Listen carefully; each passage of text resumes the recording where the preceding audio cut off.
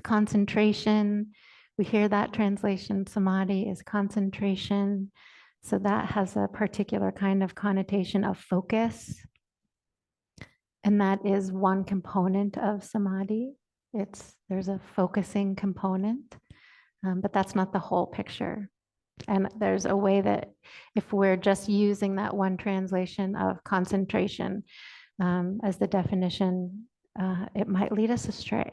Actually, it might not be the most helpful definition. So the definition, are you not hearing? Was that a, one of, the definitions or some of the ideas or phrases that I'd like to use today are a gatheredness, a collectedness, a settledness. But the real vibe of samadhi, when the mind, the body, and the heart are settled, collected, unified, it's a harmonious mind state. And when I say mind state, I mean heart, mind, body state. They're all really involved. It's a physical experience, samadhi, very physical, when the mind and the heart and the body are all together, unified, not ruffled, not being distracted by all of the hindrances, all of the thoughts. There's a settledness. It feels good. It feels really good in the body. It feels comfortable. Physically, it feels physical sense of well-being and a sense of well-being in the mind and the heart. And so the teacher that I have most closely worked with for practices of samadhi is a teacher called Rob Burbea. Some of you may have heard of Rob. I don't know. Any of you heard of Rob Burbea at all? Yeah, he is a teacher out of England. He was the guiding teacher for many, many years at Gaia House, and he died, I think, 5 years ago from cancer. Just an amazing, amazing, amazing, amazing teacher for me in my life, and continues to be.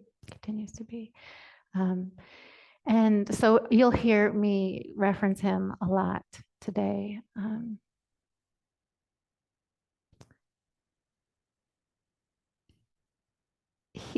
The style of practice that I want to talk about is through Rob's way of looking.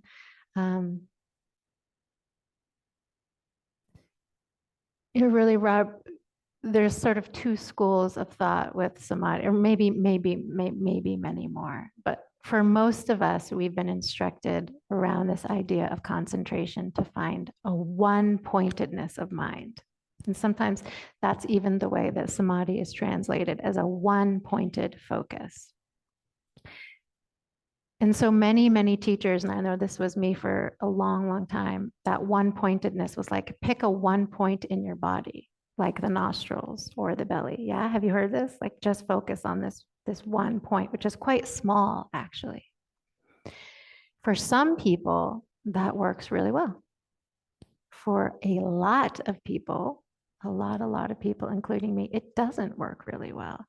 And so Rob studied with a teacher, Ajahn Thanissaro Bhikkhu, also known as Ajahn Jeff. Ajahn Jeff comes to Portland a lot and teaches, actually.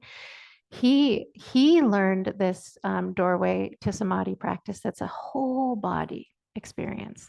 The anchor spot, if you will, we've heard that word anchor spot, is actually the arena of the whole body. Whole body. So feeling the breath or whatever we're using, we can be using lots of different objects, but being aware of the whole body and the energy in the whole body. And Ajahn Jeff learned this practice from the Thai forest monks who were practicing somewhere in Thailand. And I heard the story where he was saying he didn't speak Thai at the time, and he I wish I could do a good job telling the story, but basically he just sat and sat and sat with these monks, and somehow, what are they doing? What are they doing? And figured it out that it was actually this practice they were doing was full of joy, full of ease, relaxation, playfulness, creativity. So we're gonna get in there with the imagination, with creativity. If the word playful does not work for you, because sometimes it doesn't work for me, experimentation, experimenting. trying new things and seeing the effect. So there is this spectrum of states of samadhi. So just, I guess, to back up a little bit, samadhi is one of the stepping stones on the Eightfold Path, right? So if we look in the context of the Four Noble Truths, the first noble truth is the truth that suffering or dukkha exists, stress. Hi, welcome. The second noble truth is the cause of the dukkha is craving, the craving and aversion, wanting things to be different, the push and pull. The third noble truth is there's a possibility to live without stress, suffering. And the fourth noble truth is the Eightfold Path is the way to find a life without suffering. So without going into each of these stepping stones on the Eightfold Path, we find samadhi, wise samadhi, at the very end. So this is the context of the whole path. So if you look at the Eightfold Path in a linear way, so everything we're doing, wise effort, wise view, wise thinking, wise speech, wise action, our livelihood, all of what we're doing all day, every day, is planting seeds for this well-being, this harmony to arise in the mind. But there can be this confusion that because it's at the end of the Eightfold Path, it's the end of the path, that we're trying to build these states of well-being, of harmony, and then boom, we're good. It's actually just this last stepping stone for awakening. So in some way, it's like once the mind has reached really a settledness, then we've got the oomph to really see what's going on. So I'll talk about this in different ways. And that becomes important, will become more important explaining things in a little while. But so there's a spectrum of samadhi. And samadhi arises really when we're using our mindfulness practice to just be returning again and again and again to whatever is the object of our awareness. And this can be done in so many different ways. Just moment to moment being aware, oh, there's a sight, there's a sound, there's awareness. You know, awareness itself can be the object of.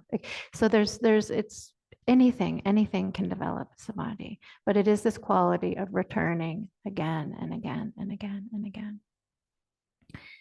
And so maybe just to name these sort of three arenas of samadhi. And the first would be called the momentary samadhi. It's like a moment of awareness, like when we're just sort of that coming back over and over. We get distracted, we come back. There's a lot of distraction. Kind of distracted, we come back. Distracted, we come back. We could be distracted for, well, any amount of time in our practice, right? But then we remember and we come back. That's more like the momentary samadhi. Still a lot of distraction coming on, but we're working. We're coming back. And then there's what's called access samadhi. And that's when it's becoming a little bit easier to return. And for most of us, this and where there is a well-being that's created, where that's arising, the mind is settling. There is the feeling of a settledness, a gatheredness. We are more easily able to investigate sort of the nature of the mind, what's going on in there, the nature of life, the nature of others, the self. This is really all, many teachers would say this kind of samadhi is all we need. So yes, we can hold that. It's all we need. Is just enough of the mind gathering to be able to investigate, enough well-being to stay with it. And in this kind of access samadhi, it's relatively easier to return. There's still going to be distractions. The hindrances will still come, thoughts will still come, but there's enough stability of the mind, steadiness to explore. Then from there is what is called the jhana states. And these are the absorbed states of samadhi. And this is where the mind becomes completely absorbed on the object of awareness. And I'm not going to get so much into this, but we will talk about this today, actually. And part of my passion for teaching or wanting to share samadhi is for us to maybe have some kind of feeling of inspiration and what would that be like if I thought about possibly opening my practice to cultivating samadhi to really see where it could go. And there's debate about this. Any of you heard or been a part of the debate about this or the jhana states and should we do this? Should we not do this? It's good. It's not good. It's bad. No? Okay. Okay. Yeah. Some of you. Yeah. Well, it exists. There are some teachers that say, no, no, no. All that we need is this access, just a little bit of settling, and that's enough. Don't worry about these absorbed states, these jhana states. Don't worry about that. It's just going to lead to clinging. It's just you're just going to become attached to it. And I just want to bring that into the space and look at it a little bit and hold all opinions as truth. And like, let's see for ourselves what's possible, what we want, why we might want to see if that's possible, why we might not want to see if that's possible.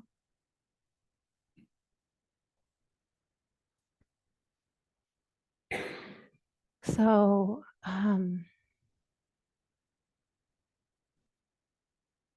the more settled the mind becomes, the more harmonious, the less distracted, the mind also becomes more malleable. Maybe you've seen this, probably you have been seeing this in your own practice. And what I mean by malleable is more willing to look at how the mind is perceiving itself and life, and more willing to try on different ways of looking. And this is one way that my teacher Rob describes or defines insight, which I love. Because we might hear this classical definition of insight as like wisdom or understanding into the three characteristics of existence. And that's what we're doing with insight practice, Vipassana insight practice. We're looking to understand and see every moment possibly, if we can, that things are changing, that it's impermanent. We're looking to see this thing we call self. What is it really? It's also just changing conditions. We're looking to see what it is that's causing dukkha. Cool. That's one way we can define it. That's what most of us know that. That's what we're doing our insight practice towards. Rob would call insight learning to see in ways that free. I love that.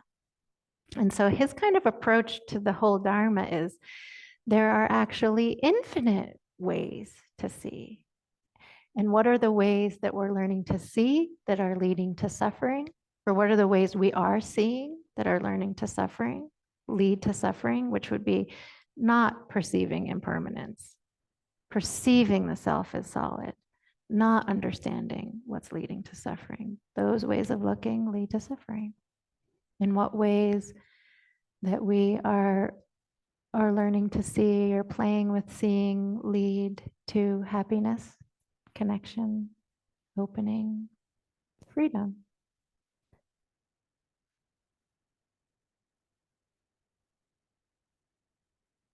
And so the mind becomes more willing to play and experiment, to see what's leading to suffering and see, how might perceive this differently. And even in our samadhi practice today, we'll be playing with, how might I perceive things differently, even just with the breath and the body, and see what happens. And so some of the common analogies that the Buddha or other teachers would use is like, if you look at the water and it's a windy day, for instance, the top of the water is turbulent. You can't see anything. You can't see under the water. You can't see anything reflected in the water is going to be distorted, right? But when the water settles, there's this beautiful analogy, like then you can see the perfect reflection of the moon. And I like the idea too that you can actually see under the water too. So either way, You can see actually what's going on under the surface.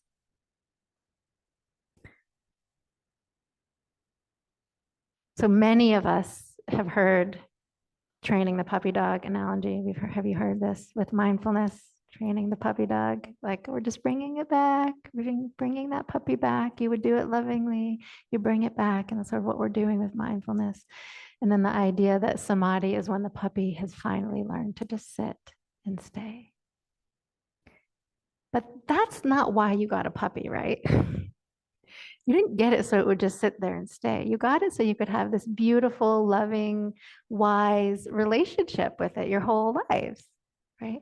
So the training of the puppy and getting it to sit and stay is not the end goal. The end goal is to have this beautiful, loving, connected relationship. So too with samadhi, it's not the end of the path. It's not the goal in itself, but it becomes this very nourishing and helpful resource for opening to dukkha. Could be another way that we look at it.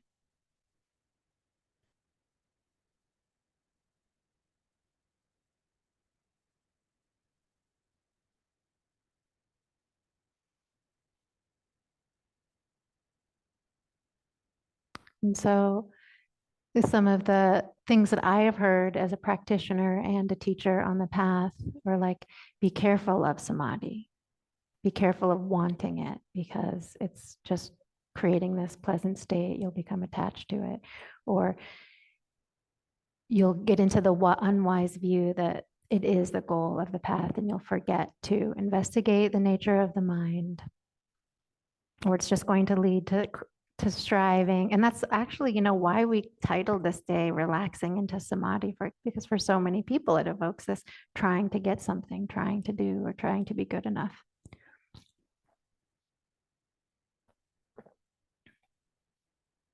And so what if all that is true? Can that all be true? And can we still cultivate samadhi? Can we still just see all of that as hindrances that could arise with any practice, actually? And not limit just because there could be craving that arises, or because there could be striving that arises, or there could be wanting, or we could get in the wrong view of it. Could we still say, okay, sure, that's welcome. Let's do it anyway. Or may I not limit myself to what's possible?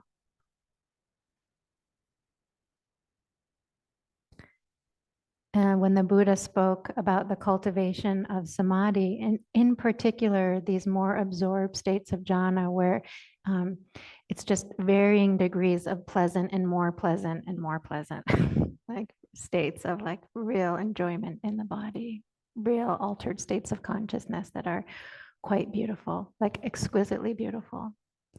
And the Buddha said, I will allow myself this kind of pleasure because it's blameless and it leads to liberation. So let's see. Let's see for ourselves what happens. In my experience, all of those kind of warnings, red flags, are all true. Every time I have practiced samadhi, yes, craving arises. Yes, I want to be good. Yes, I want to get something. Yes, I want that. Of course, I want that. And it happens to me in cultivating wisdom. Yes, I want to see. I want to understand. I want to understand the teaching of no self. Yes, I want that. I want to wake up. So often when we're craving, there can be two intentions there. There can be an unwholesome, there can be the craving, and there can also be a beautiful, wholesome intention. So this is how I've worked with practice in general, but especially samadhi. Like, of course, if you're going to tell me there are states that are like exquisitely beautiful beyond anything I could imagine, I'm going to want that. Of course. Of course. Of course, if you tell me I just, investigate the nature of reality and I will be free from suffering forever, I'm going to want that. Yes. And at any moment, wanting can be wholesome and turn into unwholesome. It can have that contraction. And that's part of the deal from the way I see it. And we can use our insight practice to support that when it arises. So samadhi and insight are not mutually exclusive. When craving arises, working towards samadhi, we don't have to pretend it's not there. We don't have to feel ashamed. Okay, I have to stop this. I shouldn't do it because that's arising. No, we use the practice of allowing, which is an insight practice, allowing, which is just another way of saying letting go. But how do we let go? We allow. So here it is, craving. And here it also is this wholesome intention. What one do I now want to feed? We can only make that choice once we're aware of it. So it doesn't have to be pushed away, it can be invited in. The hindrances, and it's not just craving that will arise in the cultivation of samadhi or insight or anything we're practicing, also doubt. Can I do this? Should I do this? What is she talking about? What does she know? Doubt self, doubt other. What does the Buddha know? Should I even be trying to do what the Buddha's doing? Was he even a real person? All of these doubt. And then aversion. This is uncomfortable. I don't like this.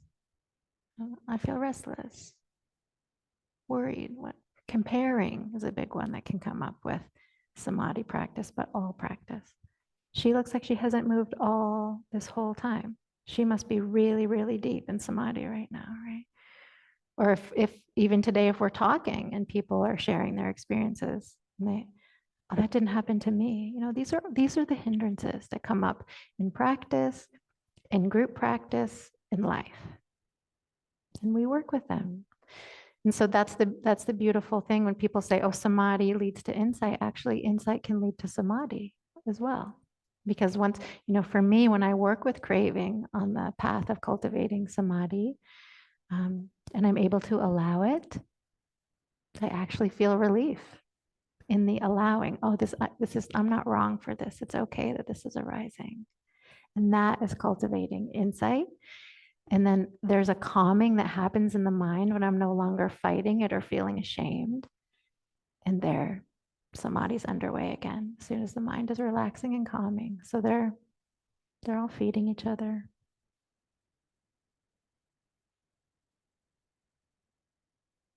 So I guess maybe just to say a word about my own journey a little bit with the path of samadhi. Say when I first started practicing 20 years ago, meditation was so hard.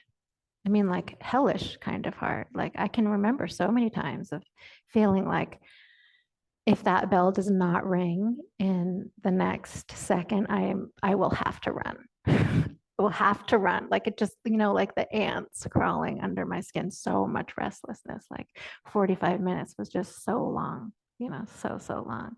Somehow I kept coming back to it. And just kept going on these long retreats. Somehow there was something that was touched. But on one retreat in particular, I decided, and this was a longer retreat of 3 months, I really wanted to do metta practice for the whole retreat. And the intention was that I wanted to love myself.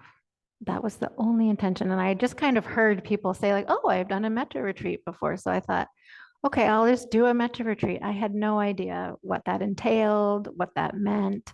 But anyway, that's what I set out to do. And so with my first interview or meeting with the teacher during this retreat, she said, okay, you're going to start the metta phrases. And she said, whatever, create your own, use the classical ones, whatever you want to do. Here's the 5 categories of people, go. But she said, but also, this was a big shocker for me at the time, you're going to be repeating them all day long. So not just when sitting, but like all day. She said, yeah, from the moment you wake up, you just start saying the phrases and then all day while you're eating and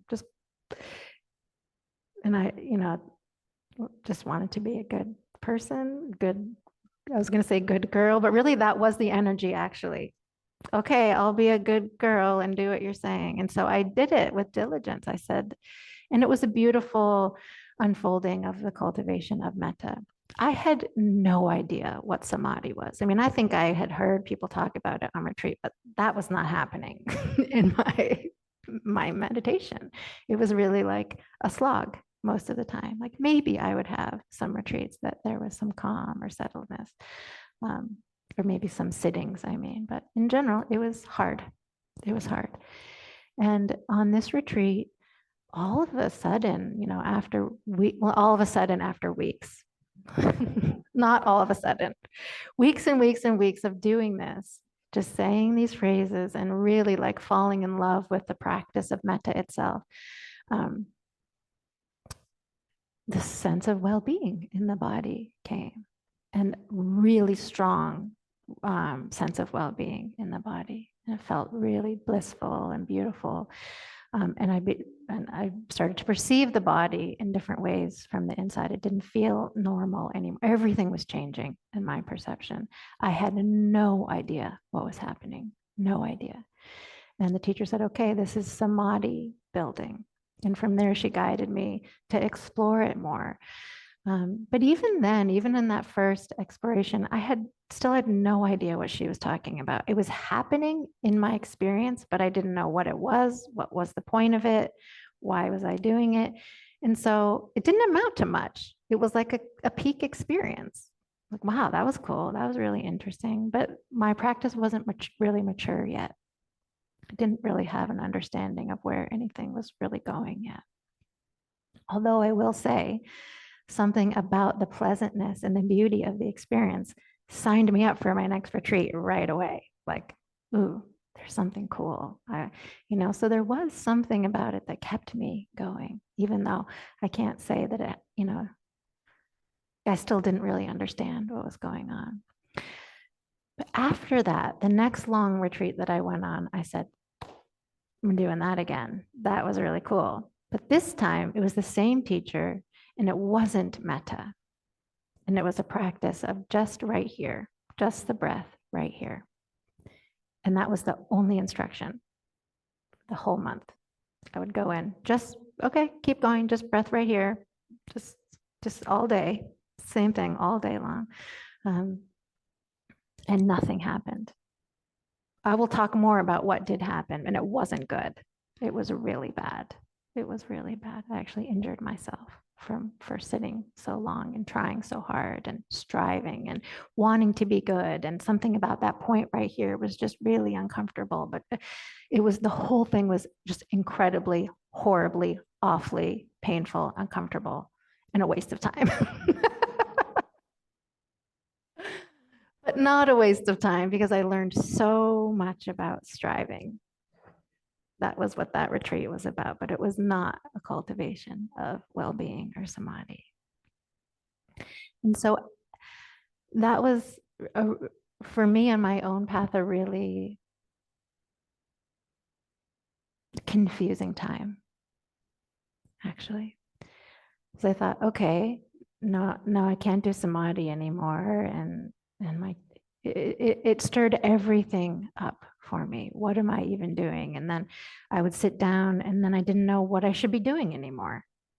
I would sit down and practice, but it was sort of just kind of this nebulous, I'm sitting here, but I don't even know what I'm doing. I was very lost in practice after that experience, and very, very much like forget about any kind of samadhi of any kind. That's not for me. I thought, it arose naturally when I didn't know what it existed, but now when I did know when it existed, there was striving and pain. And I mean, I'm talking a lot of pain. Like I had to get driven out of retreat to get chiropractor. It was really bad. The amount of tension just the striving caused, it pulled ribs out of place, like pain shooting, really, really intense. And so that's how my practice went for years and years and years. Just like, all right, I guess I'm practicing mindfulness, but without a strong desire for anything, just like a dutiful, and things opened, and they do, right? I mean, in some sense, we sit, and eventually things will open, And so that did happen, but I lost my love of practice. I lost the juice of practice. And somehow I came across this teacher, Rob. And people kept telling me to listen to Rob. And every time I would listen to him, I didn't understand a word he was saying. He's very intellectual and kind of out there, but cool. But at some point I kept listening because I think I was in a group and we were listening together. We had to listen or something. And something in him, in his teaching opened to me. Um, and something he said, he just had this really convincing way of painting a picture of what samadhi is on the path. But then he spoke to my experience and he said, he's in this one talk, he spoke to exactly what had happened to me. Most people, when they are focusing right here, just in a very small spot, it just gets contracted. It becomes really uncomfortable. They don't know why they're doing it. It's all, and he just spoke to my experience. He said, here, try this. And just because you had that experience, or just because you're trying to be good, or that there's craving, it doesn't mean you still can't go for it. And you can just use that. And it was just what I needed to hear. And right before he died, he has a very powerful story of one of those kinds of cancers. I forget which one it is, but basically he was supposed to die in 6 months when he got the diagnosis, but lived for 6 years. And he took that 6 years and taught as much as he could, which was just such a beautiful example of a bodhisattva, how they would use the last part of their life. And so he took, and just even thinking about it right now, it makes me very emotional, and a very strong sense of devotion arises. He didn't know he would be dying in 3 months, but he took a month at Gaia House, or maybe even it was 6 weeks. It was a long, long retreat. Maybe even, I don't know, it was a long retreat. And he gave every single piece of teaching, instruction, thought around the practice of samadhi that he knew. And he was determined to document all of it. And it's there for all of us on Dharma Seed. And there's something beautiful about when he's listening to these talks and teachings. He will say, those of you listening in the future, things like that, like he knows he's doing this as a gift. And it really is just the most comprehensive, no stone unturned, all kinds of facets of these practices to think about. In particular, working towards jhana. This was a jhana retreat. So all the instruction you could possibly want to know about cultivating jhana. But anything in there works for us, whatever level, or where I don't even want to use level, but whatever playground, he would say, whatever playground we're in cultivating samadhi. So I did a self-retreat with, I haven't even gotten through, I mean, there's so many talks, but I used a bulk of those talks, and it was very healing for me, for my relationship with samadhi, and so much opened. And I learned so much. And what was really interesting was, for me, the next retreat that I went on, I just was so grateful to not have to be a mom for 9 days or 10 days or however. Like, I just got on the land at Cloud Mountain and was so happy to be there. I didn't care what the practice was. I was just like, just sit me on the cushion and just let me meditate. And it was just gratitude. I was so happy. I was just so happy to be there. And I was doing no particular practice. I just plopped down and just this, that, the other thing, be aware. I just was so happy that and the body's memory of being in samadhi. I think because that can be part of the cultivation of samadhi, is remembering actually happy times, happy practice, calling it back up again. That samadhi just started to arise naturally without any intention for it, without any doing. I mean, there was still doing. I was still practicing diligently. I was still practicing, but without any. It just arose. And I went into an interview with that particular teacher because it wasn't the focus of this particular retreat. It was really like an open awareness style retreat. And I was sharing what was arising, and this teacher was like, this vibe. You're going to crave, you're going to cling, you should be cultivating wisdom. All of the, so those like little ideas and thoughts I brought are things that have been directly said to me, And so I really, and I do still, this teacher is one of my favorite teachers. I love and respect this teacher to no end and have learned so much from them. And when I went back to my room and practicing, and again, it was arising, I just had this enormous sense of shame. I was doing something wrong for this. I should be cultivating wisdom. And yet here's the mind doing its own thing right here. And so I used this opportunity as a hipassiko moment. Have you heard this? A hipassiko. This is where the Buddha said, go see for yourself. A hipassiko. And what I found was, and he was like, the teacher said, go see, is there clinging? Is there craving? And I went back to my room and I was like, yes, yes, there is. Yes, I want it. It feels good. I want to cultivate it. But I stayed with it. Like, is that, and I let myself feel the shame of that. And I said, is that all though? Is it like clinging and then shut it down? This is bad. Or can I work with clinging? Can I just everything I already explained about that dynamic of working with the craving, letting it be there, inviting it in, allowing it, while also allowing what was truly happening for me in the moment and not shutting it down. And then I felt the little nudge in there from this teacher to like, remember to be checking what's going on. Also, remember to be cultivating wisdom.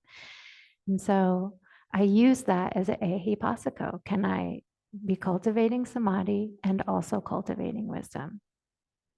And what I found was yes. Turns out that's the whole idea. It doesn't have to be one or the other. We can really be doing both at the same time. And so this path that we're on, the Buddha would say, is a path of cultivation and insight. Okay. So here's a quote from the Buddha. Bhikkhus, there are two kinds of knowledge. Knowledge that arises from cultivation and knowledge that arises from insight. The path to the ending of suffering depends on both. Okay. So insight, like we said, is understanding the three characteristics of existence. Understanding impermanence, understanding the nature of the self, understanding what causes suffering. If we're just only looking at impermanence, y'all, and only looking at insight, practice can become very dry.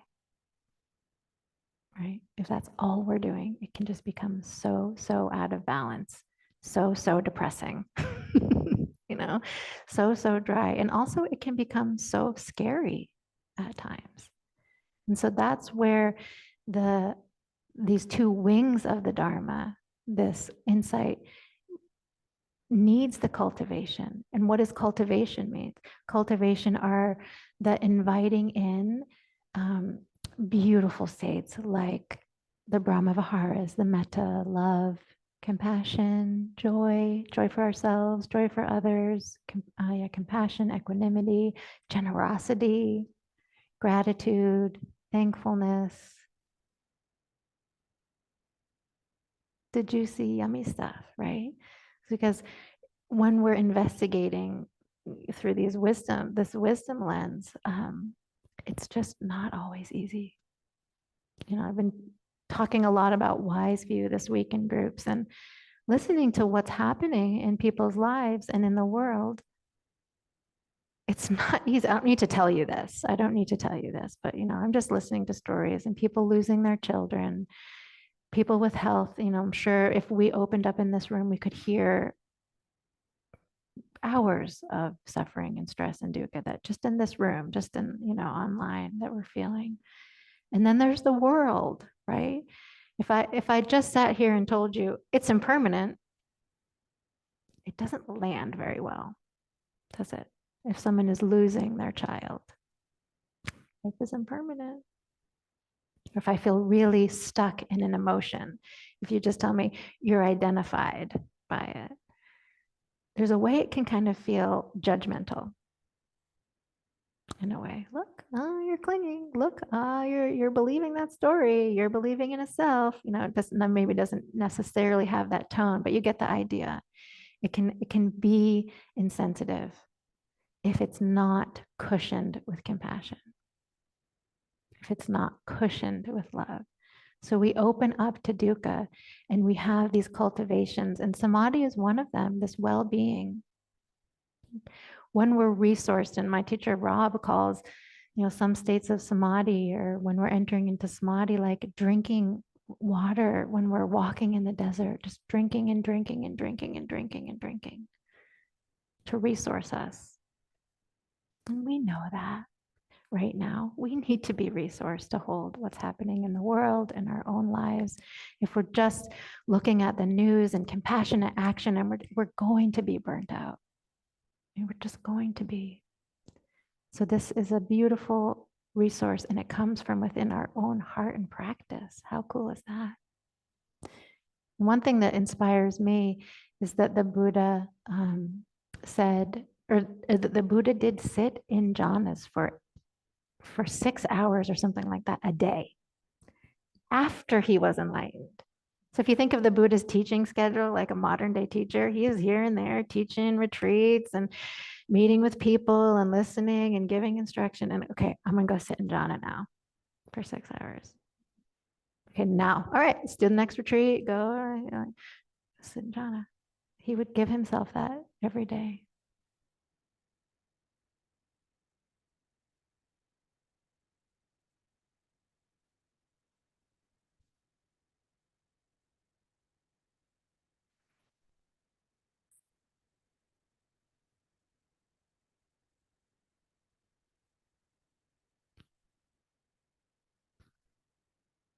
So just a little bit more of a conceptual frame, and then we'll move around and then we'll practice. But there are so many other beautiful qualities that are being cultivated along the way, along the road to cultivating samadhi.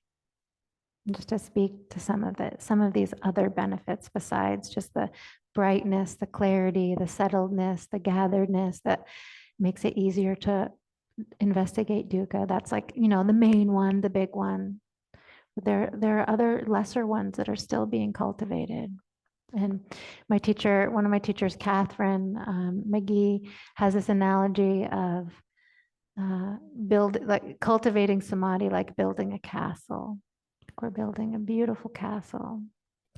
But along the way, well, we don't have to wait till the castle is built to see all of what's also being built in the process. And so every time, today we'll experiment with the breath, the body, and metta in the afternoon. Every time the mind is distracted and coming back is mindfulness, is a moment of mindfulness. Every time we notice we've been distracted. So samadhi is also cultivating mindfulness. Mindfulness is the key to samadhi, and samadhi is strengthening mindfulness. If every time where we notice we were lost, we meet that with judgment, the samadhi will wither because there's just aversion. It's just aversion. So we're also cultivating, can I meet that moment where the mind has been distracted with love, with appreciation? Here it is again. I don't know. That's cliche for us. We've heard this teaching so many times. The most magical moment of meditation is the moment you realized you were thinking, but y'all, it is. As cliche as that sounds, as many times as we've heard it, that's the key moment. That's the moment, that's the everything moment. If we can meet that moment with appreciation versus judgment,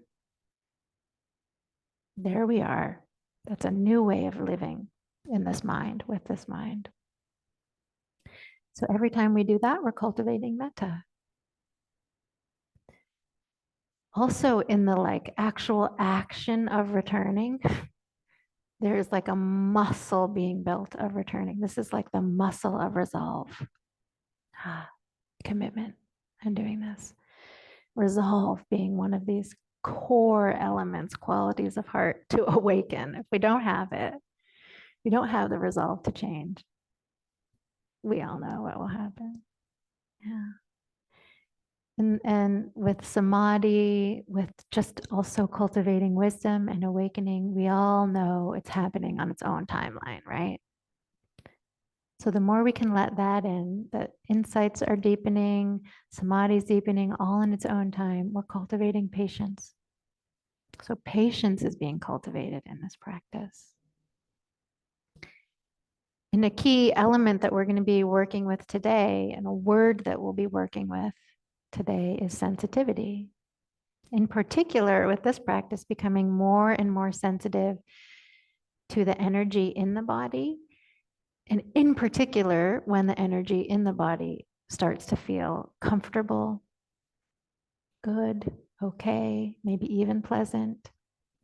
And so when we're looking for that and becoming more sensitive to the body, we're cultivating sensitivity. This is a huge part of our path, becoming more and more sensitive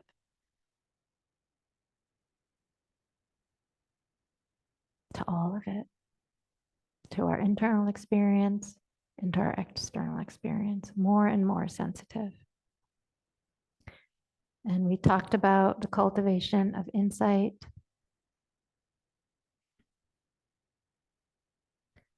And just to say, when the jhanas, and I'll use this, when the jhanas open for you, should you work in that direction or want that or have the time to consider that, and exploring how perception begins to shift, the way you perceive the body, they're altered states, really, altered states of consciousness.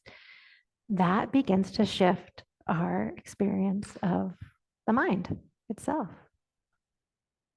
That's huge. It shifts the worldview, it shifts the view. It's cosmic, and it also can, depending on if this is your sensibility or not, if you're interested in this, really open to, divinity, beautiful divinity, sacredness.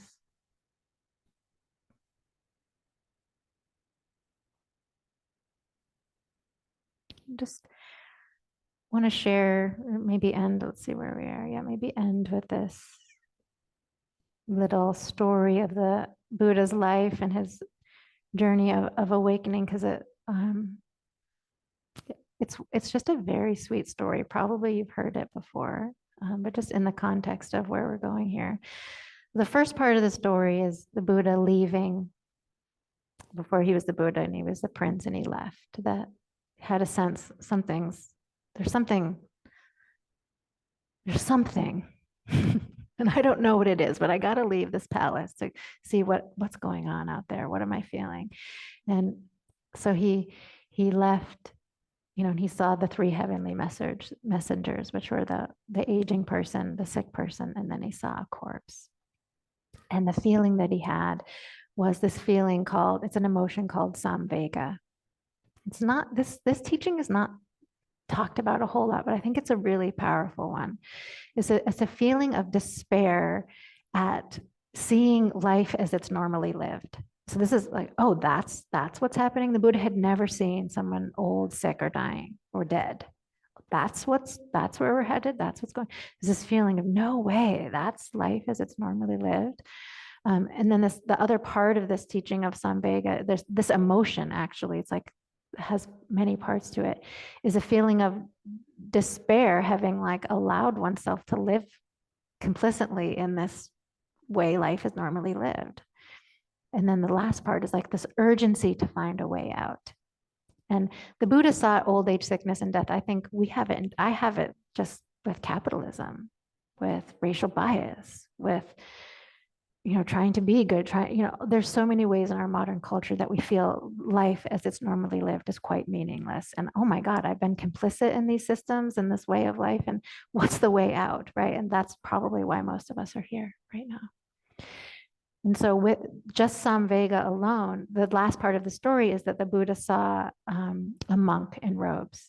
And there was something there. I was like, that could be the way out. And he went and he left his child, he left his wife, he left his whole family, he left all his riches, and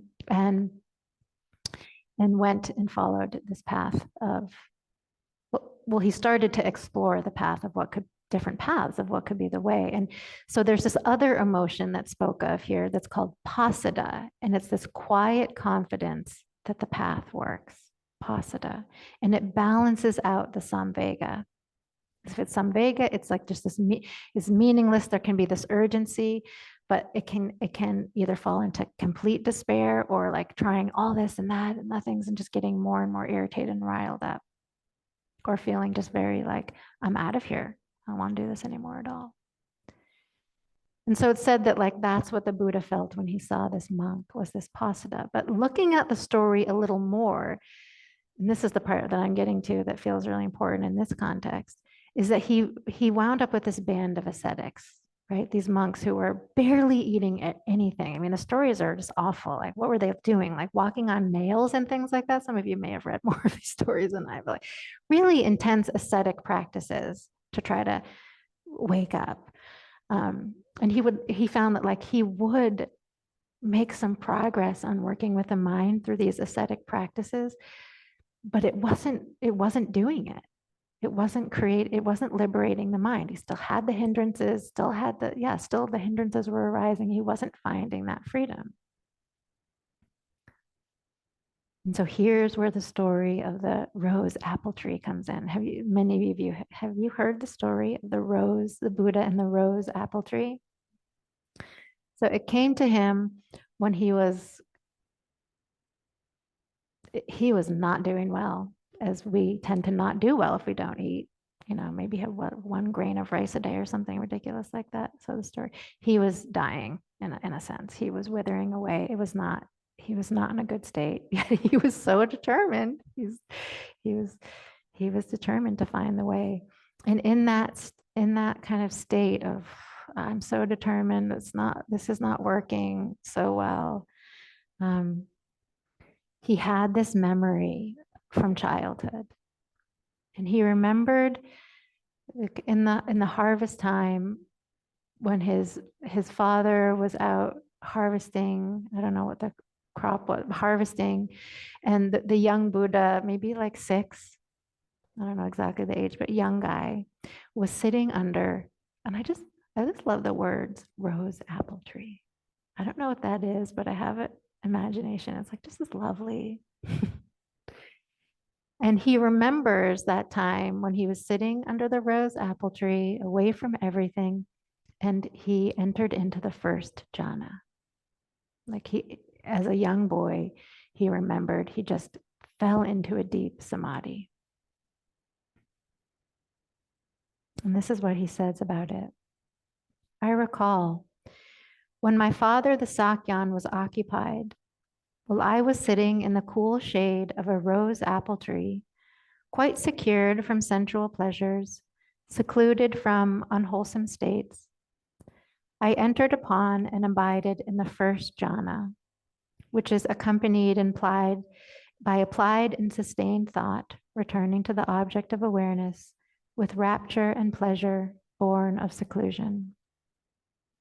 Could that be the path to enlightenment? Then, following that memory, it occurred to me, why am I afraid of that pleasure which has nothing to do with sensual pleasures and unwholesome states? I thought, I am not afraid of that pleasure which has nothing to do with sensual pleasures and unwholesome states.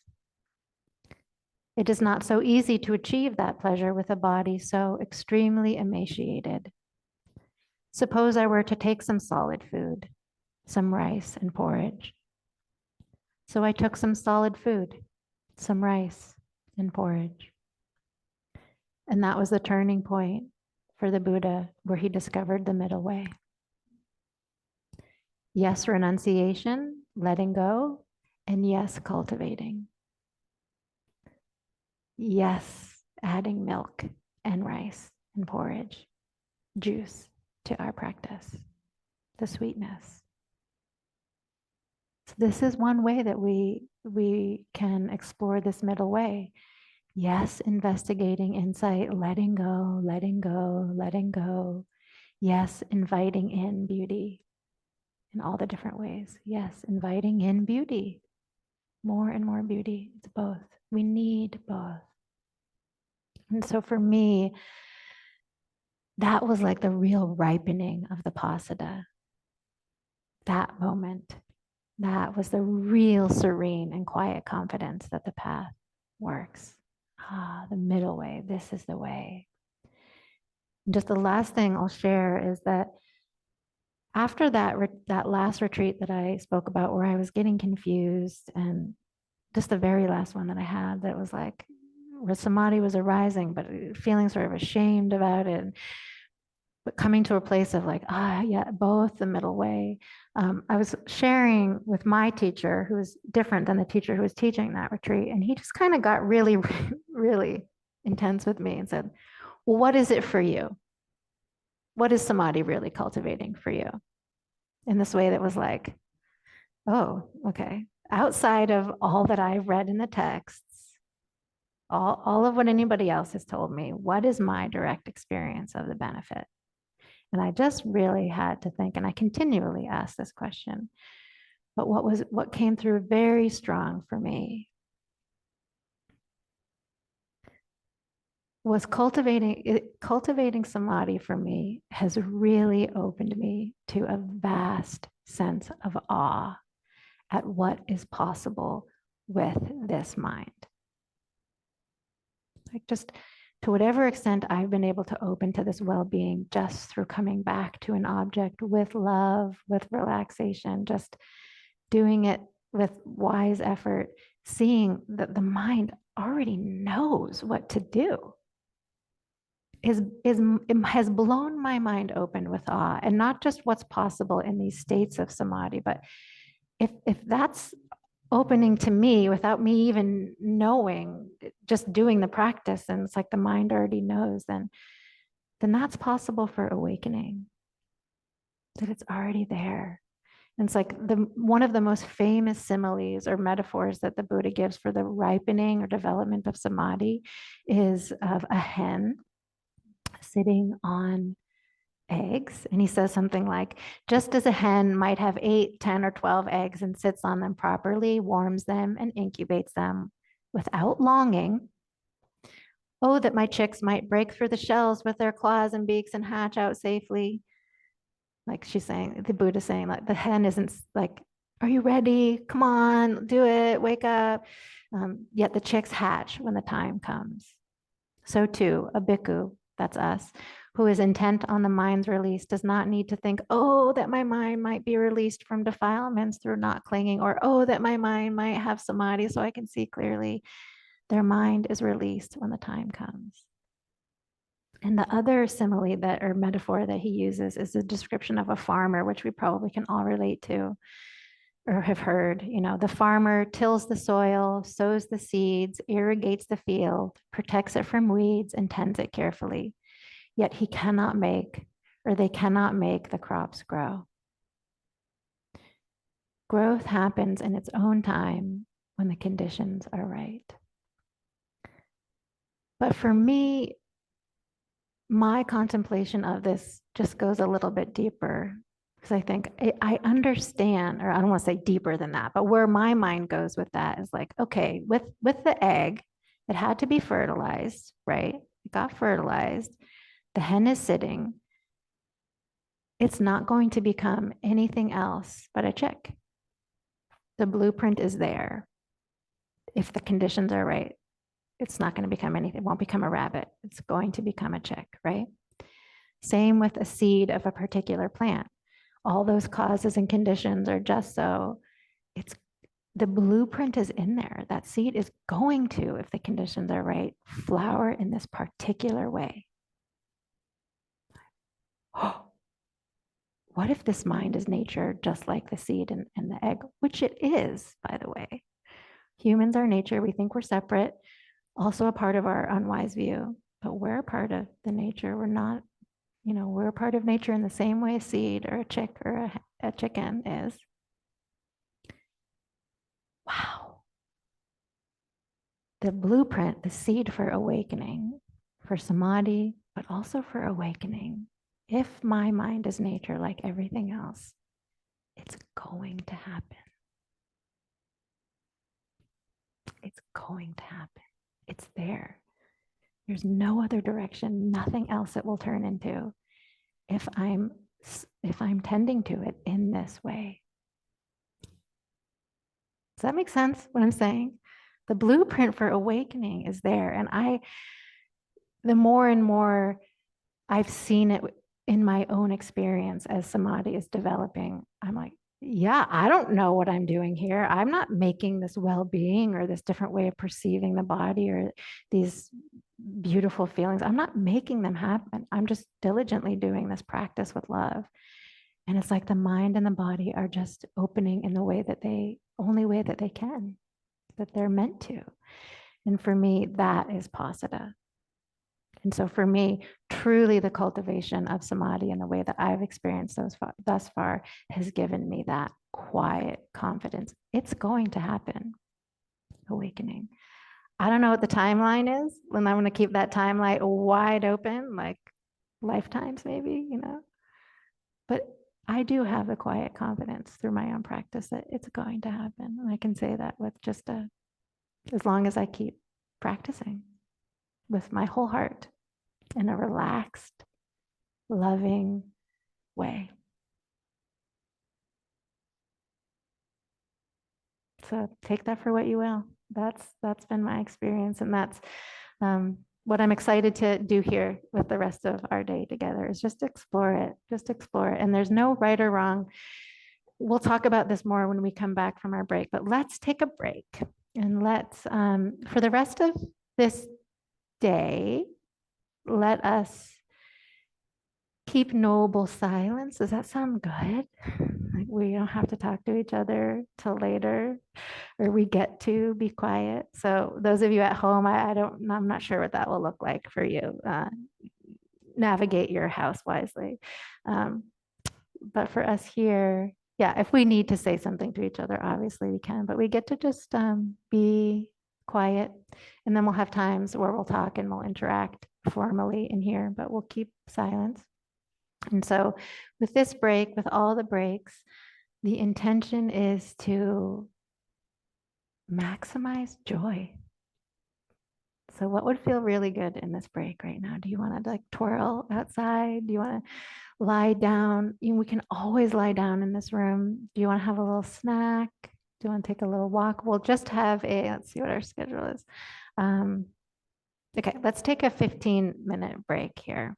So maximizing happiness, maximizing joy, looking for what might be offering itself to us to appreciate, inclining in the direction of appreciation. What's beautiful right now? So, okay, thank you for your kind and loving attention, and I'm really excited to meditate together today. Really, really excited. So yeah, move around, or don't. Do whatever would maximize your joy right now.